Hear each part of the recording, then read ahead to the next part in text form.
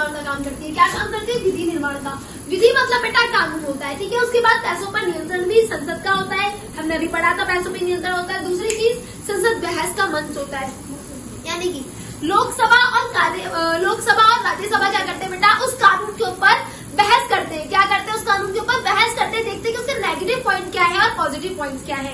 तो उसके ऊपर बताते हैं कि भाई ये वाला कानून हमारा लागू होना चाहिए या ये नहीं होना चाहिए, वो बताते हैं। जब कानून बनाया जाता है या इसमें ये वाले चीज लाने चाहिए, या मान लो किसी भी कानून के अंदर अमेंडमेंट हो रहा है, संशोधन हो रहा है, तब भी पहले बहस होगी, उसके बाद संशोधन होगा, ठीक है।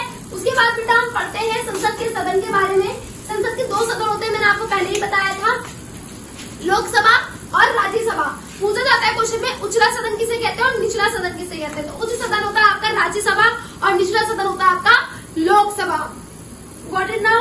तो लोकसभा निचला सदन होता है। लोकसभा के तो चुनाव होते हैं बेटा, इसका चुनाव प्रत्यक्ष रूप से होता है। कैसा होता है बेटा? प्रत्यक्ष रूप से होता है। और राज्यसभा का चुनाव कैसा होता है बेटा? इसका चुनाव अप्रत्यक्ष रूप से होता है। यानी कि मैडम प्रत्यक्ष चुनाव अप्रत्यक्ष चुनाव क्या होता है? अब बेटा प्रत्यक्ष और अप्रत्यक्ष चुनाव मैंने चुनावी राजनीति के अंदर बताया है, आप जाओ उस वीडियो को देखो अच्छे से, ठीक है, उसको लर्न अप करो।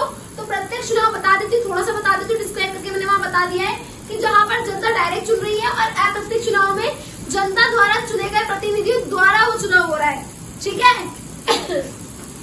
तो लोकसभा राज्यसभा समझ में आ गया, डन। आगे बढ़ते हैं कार्यपालिका पे। कार्यपालिका का आखिर काम क्या होता है? कार्यपालिका सरकार की नीतियों को कार्य के रूप देती है, यानी कि तो सरकार ने नीति बनाई, तो सरकार ने कानून बनाया, उसको फोर्स कौन करेगा? कार्यपालिका करेगी। कैसे करेगी? इसको लागू कराना विधि को किसका काम है? कार्यपालिका का काम है। कार्य नीतियों पर नियंत्रण करना, यानी कि कार्य करना नीतियों पर। जो भी नीति बना रही है सरकार, कार्य बना, कुछ भी कानून बना रही है, उस पर कौन करेगा काम? कार्यपालिका। कार्यपालिका मतलब कार्य करने वाली पालिका, समझ में आ रहा है? तो कार्यपालिका मतलब तो काम करेगी, ठीक है। एक संस्था के रूप में नीतिगत कार्य करती है। संस्था के रूप में बेटा इसके प्रकार क्या होते हैं?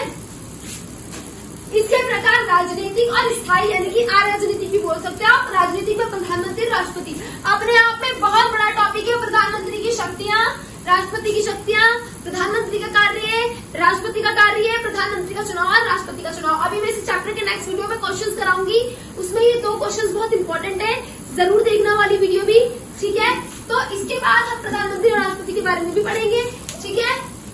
और स्थायी बेटा आपने देखा होगा, प्रधानमंत्री मंत्रिमंडल का प्रधान होता है, राष्ट्रपति राष्ट्र का पति नहीं प्रधान होता है, ठीक है। दूसरी चीज क्या है बेटा? स्थायी कौन सी होती है?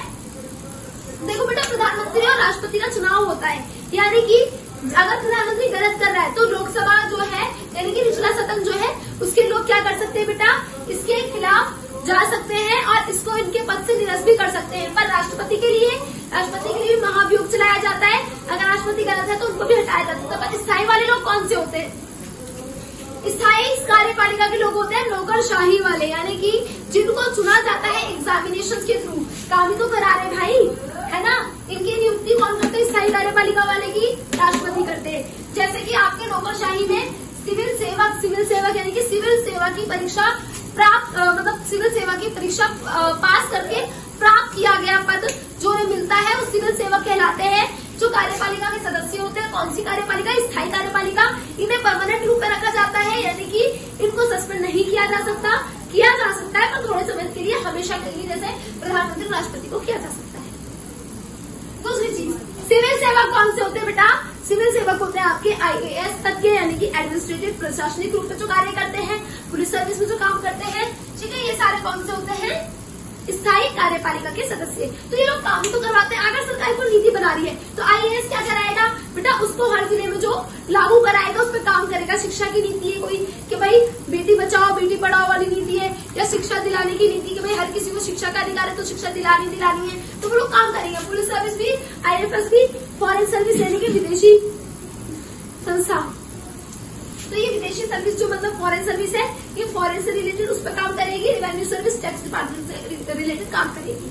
Got it. इसके बाद आते हैं बेटा आपका तीसरा और आखिरी इसका अंग। वैसे तो एक और अंग भी होता है मीडिया, पर अभी आप 3 ही अंग पढ़ोगे, ठीक है।